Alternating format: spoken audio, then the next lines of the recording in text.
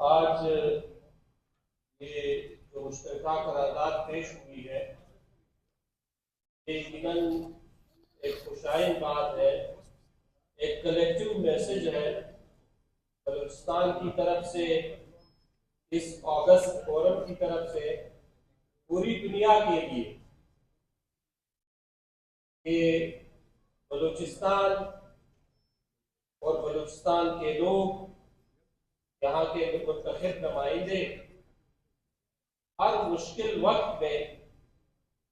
जब भी इस तरह की कोई मुश्किल वक्त पेश आई है, तो हम रियासत के साथ खड़े थे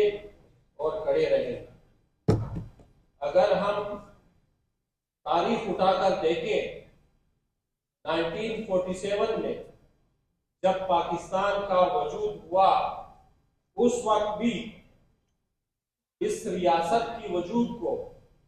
इंडिया ने तस्लीम नहीं किया। उस वक्त के सियासी पंडितों ने ये कहा कि पाकिस्तान तो 2-3 साल के लिए भी नहीं चल सकता,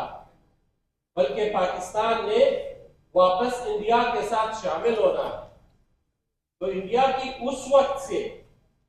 ये नियत खराब थी, लेकिन पाकिस्तान बनना था, बनने के लिए एक मुस्लिम मुल्क ने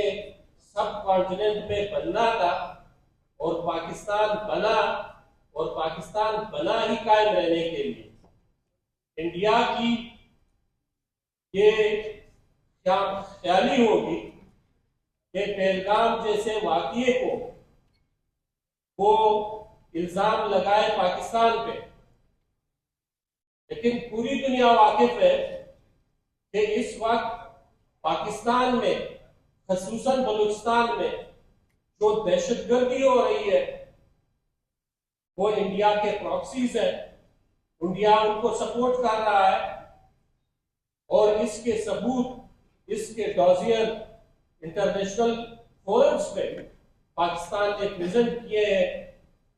कुलभूषण यादव का केस पूरी दुनिया के सामने है कि उसने तस्लीम किया कि वो यहाँ पे दहशतगर्दी के लिए, टेरर के लिए इंडिया जो है वो फाइनेंस कर रहा है उन मिलिटेंट ऑर्गेनाइजेशंस को। तो इस करारदाद की हम सब हमायत करते हैं, और एज ए कौम ये मैसेज देते हैं कि पाकिस्तान ने हमेशा हमसाया ममालिक के साथ,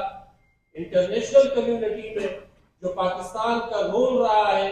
वो अमन के लिए रहा है। हम अमन के दाई है, लेकिन अगर पाकिस्तान पे जंग मुसल्लत की गई, तो पाकिस्तान